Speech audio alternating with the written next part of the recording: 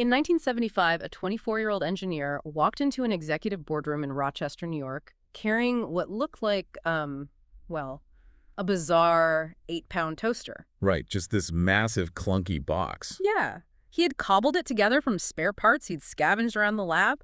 I mean, we're talking about a lens from a Super 8 movie camera, an analog to digital converter from Motorola, and a brand new experimental sensor. And he hooks this contraption up to a standard television set, presses a button, and 23 seconds later, a blurry black and white image actually appears on the screen. Exactly. He had just invented the world's first digital camera, and he did it without using a single drop of chemical developer or an inch of photographic film. And the reaction from the executive sitting in that room is honestly perhaps the most defining, catastrophic moment in corporate history. Because they didn't celebrate, did they? No, not at all. They looked at this technological miracle, and their response was essentially, that's cute, but don't tell anyone about it. It's just staggering. So today, we are conducting a rigorous peak-to-dust postmortem on the Eastman Kodak company. Right.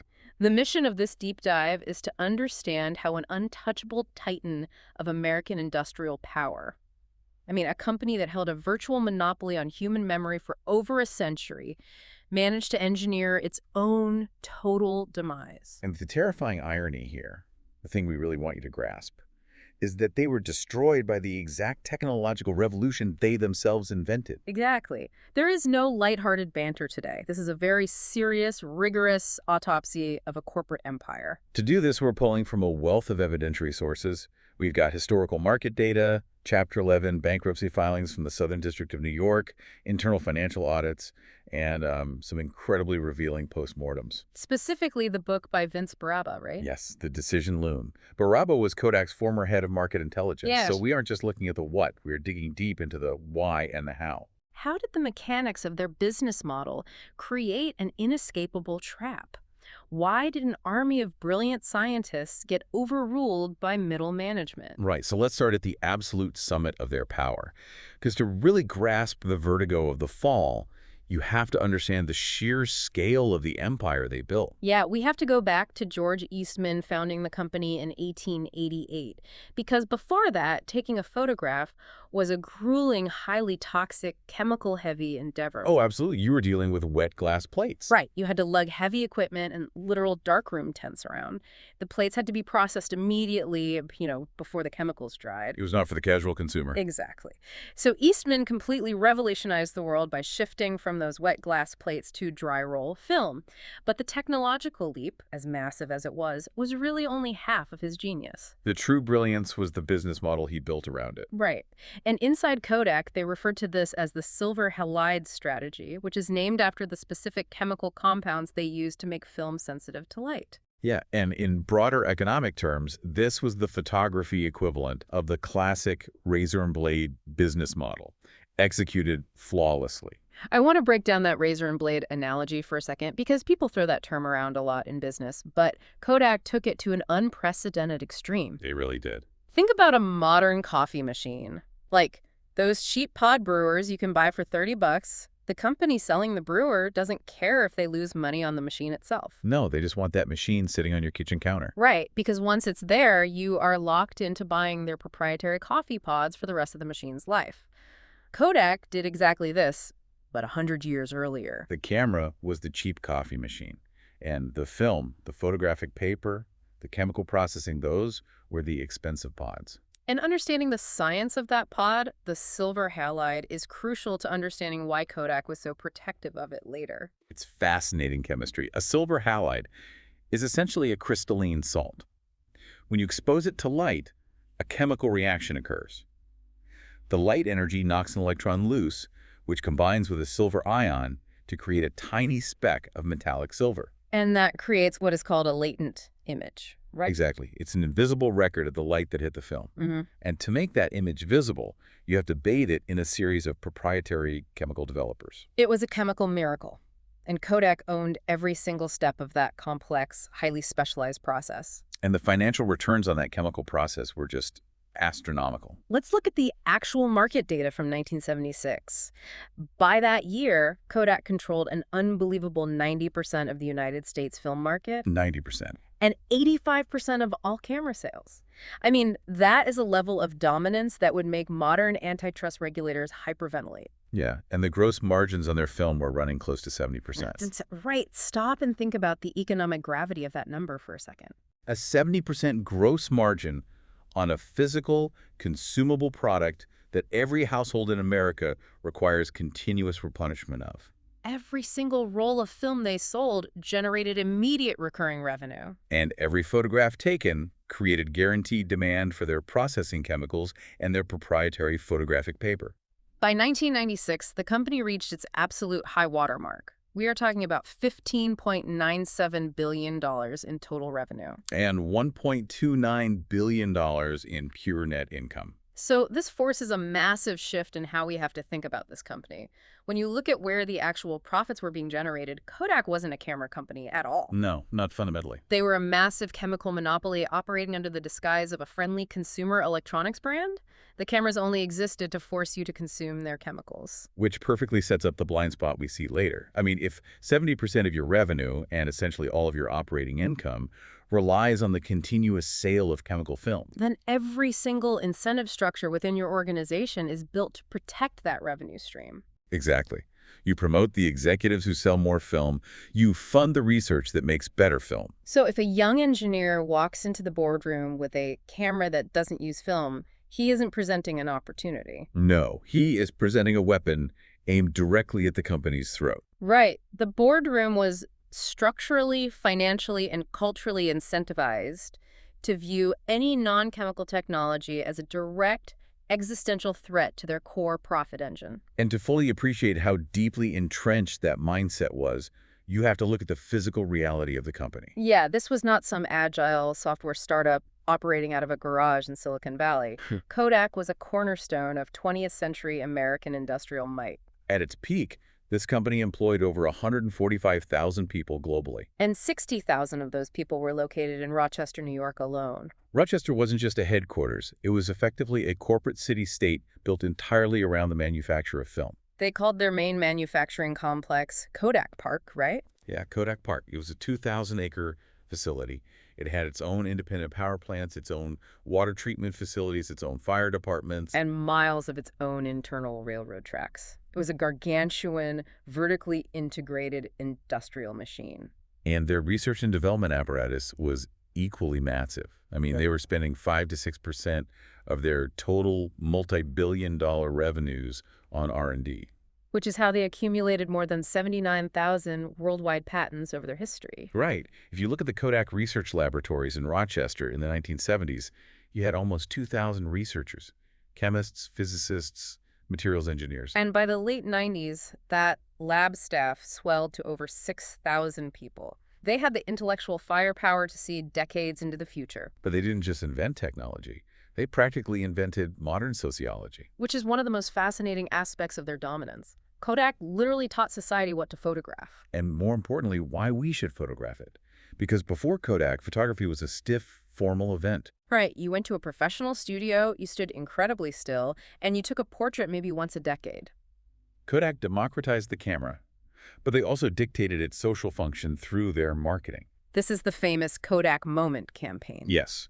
By the 1970s, their advertising had explicitly, intentionally linked their proprietary chemical film to the preservation of human sentiment. They heavily targeted women in their marketing, didn't they? They did. They positioned the mother as the default historian of the family unit.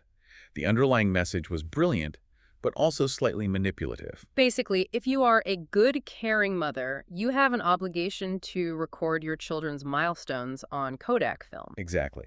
And if you don't, those memories will be lost forever. They fundamentally changed how human beings experience travel, too. They trained the public to believe that if you didn't bring back a stack of Kodak prints from your vacation, the vacation basically didn't happen. It's the original pics or it didn't happen mentality, decades before Instagram or social media even existed. They commodified human memory. And that leads us to the great tragic irony of this story. Because they held this absolute monopoly on human memory, they had an endless geyser of cash. Right. And they used that cash to fund a massive, incredibly advanced R&D laboratory. Their scientists were so well-funded and so forward-thinking that they ended up inventing a future their own boardroom was fundamentally incapable of accepting. Which brings us right back to 1975 and our 24-year-old engineer, Steve Sasson. Let's dive deeper into what he actually built, because the mechanics of this first digital camera really highlight the divide between the engineers and the executives. Sasson was working in Kodak's Applied Electronics Research Division, and his boss basically gave him a blank check and said, hey, there's this new thing called a charge-coupled device, a CCD. See if you can do anything useful with it. Right, a CCD. And to understand what a CCD is, think of it like a microscopic array of buckets. Technology. When light photons hits these buckets, it creates a tiny electrical charge. The brighter the light, the bigger the charge. It essentially translates analog light into digital data. And Sasson took one of these early CCD sensors, wired it to a Motorola processor, and then had to figure out how to store that digital data. Because flash memory SD cards obviously didn't exist in 1975. Exactly. So he wired the whole thing to a standard Philips audio cassette deck. The specs of this thing are hilarious in hindsight, but miraculous for the time. Oh, totally. I mean, it took 23 seconds to record a single 0.01 megapixel black and white image onto the cassette tape. And then you had to pop the tape out, put it into a custom reader wired to a TV, and wait another 23 seconds for the image to slowly render onto the screen. It was slow, it was heavy, and the resolution was terrible. But the fundamental architecture of the digital future was completely laid out on that table. No film, no chemicals, instant playback. So Sasson brings us to the executives, and we know their response, don't tell anyone. But I really want to challenge the standard narrative here. Here's do. The popular story is that Kodak's leadership was just a bunch of arrogant, short-sighted dinosaurs who couldn't see the digital revolution coming. But that's entirely false, isn't it? They had hard data staring them in the face. They absolutely did. And this is where Vince Baraba comes in. Right, the head of market intelligence. Exactly. In 1981, Sony had just introduced the Mavica, which was an early electronic still camera. It wasn't fully digital, but it was close enough to spook a major Kodak photo finisher. And that finisher asked Baraba if they needed to worry about the death of film. Right. So Baraba conducts this massive, deeply rigorous study projecting the adoption curves of silver halide film versus emerging digital technologies. And what did the study tell them? It delivered a terrifying verdict. Digital photography would inevitably permanently replace film. Wow. So they knew. It wasn't a matter of if, it was a matter of when. But crucially, the study gave Kodak a lifeline. The data indicated that Kodak had a roughly 10-year window of opportunity. A full decade to prepare for this transition before digital adoption scaled up enough to severely threaten their core business. A 10-year head start. They have the internal warning, they had the billions in cash, and they literally own the foundational patents because their own guy invented it. Yeah. Decades later, it's so easy to sit here and say, how could they be so stupid? But we have to look at the psychology of the innovator's dilemma. This is the core of the tragedy. I want you to unpack this, because put yourself in the shoes of a rational, fiduciary-minded Kodak CEO in the 1980s. Why would you ever willingly transition away from film? That is the essence of Clayton Christensen's famous innovator's dilemma. If you are a Kodak executive, every decision you make to protect the chemical film business is, in the short term, 100% rational. Because digital cameras are hardware. Exactly. Remember the razor and blade model. If you switch to digital, you lose the blade. You don't need film, you don't need photo paper, you don't need development chemicals. Right. The sources show that for every dollar of film revenue replaced by digital, Kodak stood to lose roughly 45 to 50 cents of gross profit. It is economic suicide on a spreadsheet. Completely. No rational manager whose bonuses and performance evaluations are based on quarterly earnings and profit margins is going to volunteer to cannibalize their own highly profitable cash cow. Why would they tank their own career to support a nascent low-resolution technology that promises radically lower returns? Furthermore, Wall Street analysts valued Kodak specifically because of its predictable, high-margin film revenue. If the CEO stood up and announced a massive pivot away from chemicals toward low-margin consumer electronics, the stock would have tanked overnight. They were trapped. They were pinned between the undeniable long-term reality of the technology and the immediate, punishing short-term demands of their shareholders. And while Kodak was paralyzing itself in the boardroom over these futuristic digital fears, a very traditional analog threat was creeping in right under their noses. Yes. In the 1980s, the Japanese competitor Fujifilm decided to launch an aggressive assault on the United States market. Fuji was hungry. They were. They entered the U.S. market offering high-quality film products priced 20% lower than Kodak's. And Kodak's response to this is a masterclass in corporate hubris. Oh, they honestly believed their brand equity was invincible. They thought the American consumer was so deeply conditioned by the Kodak moment marketing that they would never abandon the yellow box for a cheaper foreign alternative. And this arrogance led directly to a highly symbolic, humiliating defeat involving the 1984 Los Angeles Olympics. Right. Kodak was offered the official sponsorship for the '84 games, but because they were the undisputed kings of the hill, they balked at the cost. They thought they didn't need it. Fuji saw the opening, swooped in, and won the sponsorship rights. Suddenly, Fuji's green boxes were plastered all over the most watched television event in the country. It gave them a massive, legitimate, highly visible foothold in Kodak's backyard. And it worked. The market share data is brutal. Fuji's share of the U.S. market climbed from 10% in the early 90s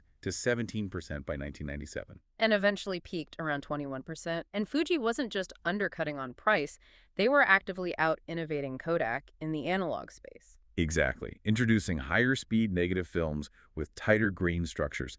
They were beating Kodak at their own chemical game. As that market share began to bleed, the panic set in. But instead of focusing aggressively on countering Fuji or preparing for the 10-year digital countdown Baraba had warned them about, management's reactions became entirely erratic. They started engaging in massive, desperate diversification strategies that severely misallocated their capital. Let's talk about the most glaring, bizarre illustration of this flailing. In 1988, Kodak decides it needs to diversify, so it purchases Sterling Drug for an astronomical $5.1 billion. And to understand how bad this deal was, you have to look at the accounting. Of that $5.1 billion purchase price, $4.4 billion was recorded entirely as goodwill. Meaning they massively overpaid for the brand value, not the actual hard assets or tangible intellectual property. But the logic behind the purchase is what really shows how lost the executive team was. They genuinely argued that because Kodak was good at film chemistry, Mixing silver halides and gelatin to make paper sensitive to light. that expertise would somehow seamlessly translate into pharmaceutical chemistry. It was a catastrophic miscalculation. Managing the chemical reactions on a piece of photo paper is fundamentally different from navigating the biological complexities, clinical trials, and FDA regulations of hormonal agents and cardiovascular drugs. It's like a company that makes good paint deciding they should become heart surgeons because both involve liquids. That's a perfect way to put it. The acquisition saddled Kodak with massive long-term debt. The imaginary synergies never materialized, and they eventually had to carve Sterling Drug up and sell it off in pieces for a fraction of what they paid. So they are battered by Fuji's price war, they are bleeding capital from disastrous side quests like Sterling Drug, and the digital clock is ticking down. By the late 80s, Kodak's leadership finally realizes they can't ignore the digital threat anymore. But the way they responded wasn't decisive. No, it was defined by deeply toxic internal politics. The company had developed a severe case of organizational antibodies. We see this perfectly illustrated in the 1989 succession crisis. The CEO, Colby Chandler, is retiring. And the board of directors is presented with a stark choice between two entirely different futures, represented by two different men. On one side, you have Phil Samper. Samper was an executive who had a deep fundamental appreciation for digital technology.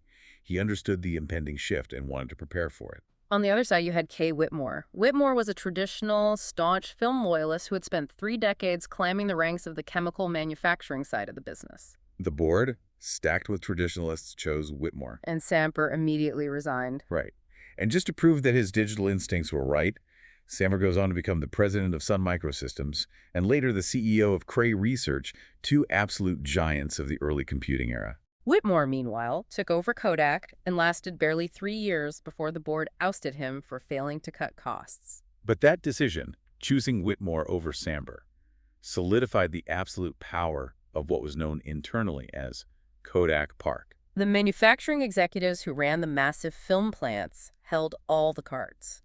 Because film generated the immediate profits, the film executives controlled the budgets, the promotions, and the strategic direction of the entire corporation. It's the immune system metaphor. The digital division was treated like a virus. The film executives systematically starved digital initiatives of funding. Digital projects weren't seen as the future.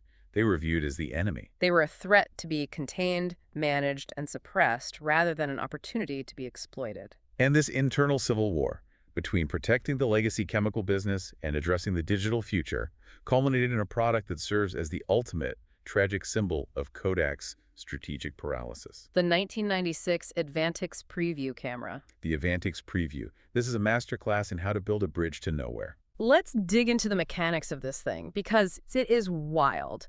Kodak spent over $500 million developing and launching this system. $500 million. Yeah. It was designed as a hybrid camera. It featured a small digital LCD screen on the back, just like a modern digital camera, so users could preview the shot they just took and select how many prints they wanted. But, and this is the incredible part, the camera did not actually store the images digitally. It didn't have a memory card. No.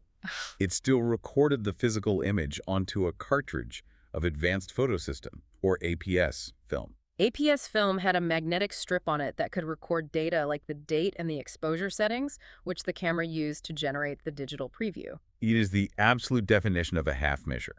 Think about the absurdity of this from the consumer's perspective. You buy this expensive, bulky, battery-draining camera with a digital screen, but you are still tethered to the costs of buying film. Dropping it off at a developer, paying for the chemicals, and waiting a week to get your photos, why would anyone want that? They wouldn't.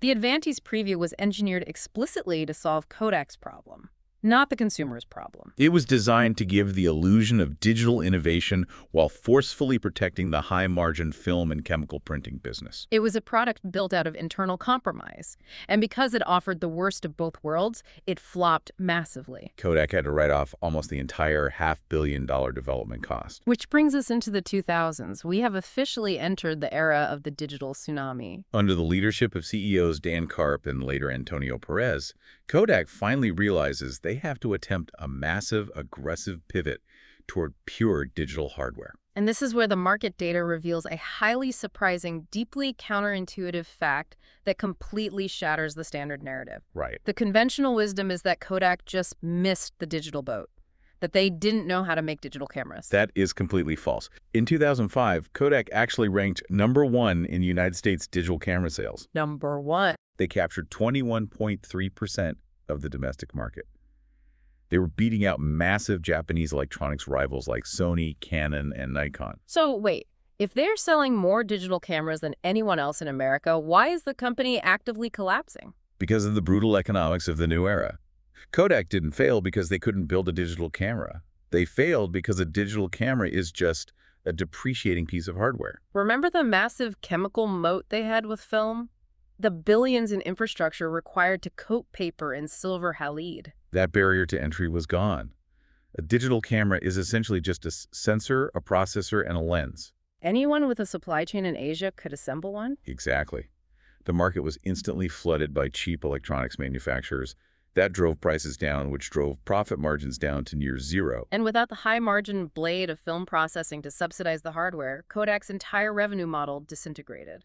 Harvard case studies analyzing this period show that by 2001, Kodak was actually losing $60 on every single digital camera they sold. They were losing $60 per unit while ranking #1 in sales volume. It's a literal race to the bottom, where winning the market share battle means you bleed cash faster than anyone else. Just look at the divisional numbers. In the year 2000, Kodak's traditional photography division made $1.4 billion in operating income. And by 2011, the digital camera division was posting catastrophic losses of $349 million a year. They traded a high-margin monopoly for a low-margin, highly competitive commodity business. Desperate to find a new blade to replace film, management pivots again. Antonio Perez takes over as CEO. Perez was a former Hewlett-Packard executive, so he looks at the landscape and says, "We need to sell printer ink." Kodak attempts a massive pivot to high-margin home printer ink and in-store digital printing kiosks. They roll out over 10,000 of these picture maker kiosks to retail partners across the country. The strategy here is deeply revealing. Perez was trying to force the new digital world to conform to Kodak's old analog business model. They assumed that even if people captured photos digitally, the fundamental human desire would still be to hold a physical 4x6 print. They invested heavily in engineering expensive inkjet printers that utilize slightly cheaper ink, hoping to disrupt HP's model, and they heavily promoted those retail kiosks. But they fundamentally misjudged a massive tectonic shift in societal behavior. And the timeline of this failure is just absolutely brutal. Kodak goes all in on printing. In 2004, a kid in a Harvard dorm room launches Facebook. Yeah, and in 2007, Steve Jobs walks onto a stage in California and introduces the iPhone. And overnight, the fundamental utility of a photograph changed forever. The rise of smartphones with high-resolution screens and the explosion of social media platforms totally eradicated the need for physical prints. Consumers no longer wanted to print their memories and put them in a dusty album. No, they wanted to share them online, instantaneously, globally, and most importantly, for free. Kodak's massive investment in home printing and retail kiosks was rendered obsolete by the screen in everyone's pocket.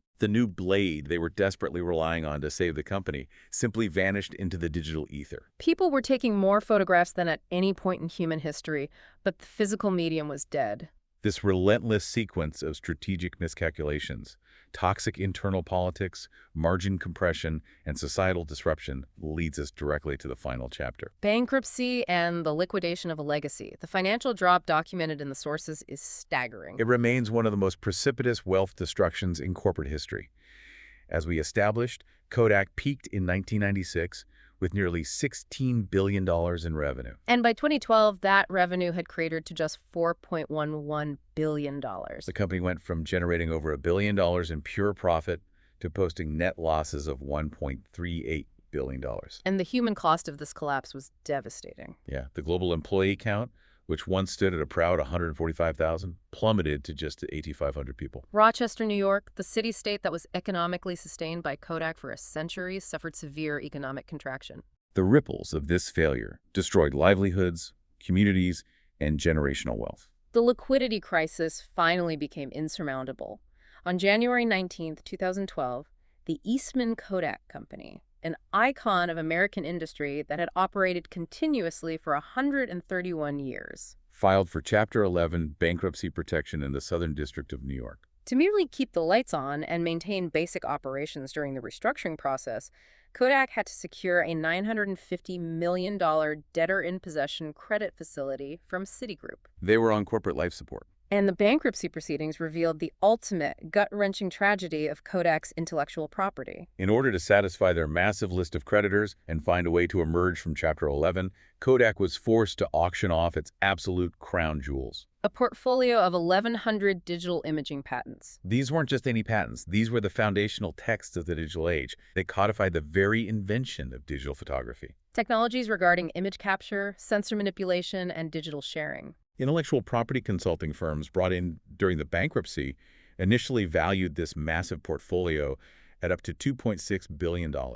This was supposed to be the financial lifeline that would allow a reorganized, much smaller Kodak to pivot into commercial printing and survive. But the market smelled blood.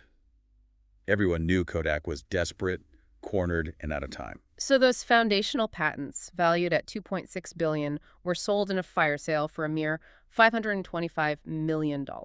And the cruelest irony of all is the identity of the buyers.